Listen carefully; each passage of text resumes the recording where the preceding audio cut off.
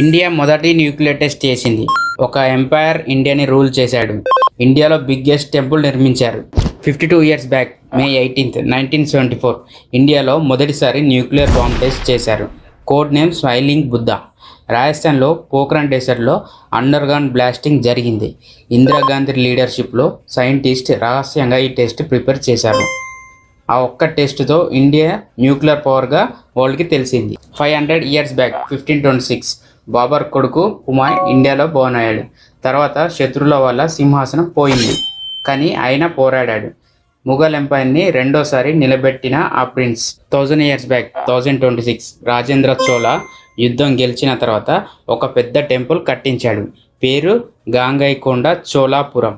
ఆ టెంపుల్ తాజ్మహల్ రావడానికి 500 ఇయర్స్ ముందే నిర్మించింది. సౌత్ ఇండియాలో ఆ టైంలో అదే మోస్ట్ గ్రాండ్ స్ట్రక్చర్. మన ఇండియా 1000 ఇయర్స్ బ్యాక్ వరల్డ్కి ఆర్కిటెక్చర్ నేర్పించింది. ఫాలో చేయండి, రేపు డే 9 వస్తుంది.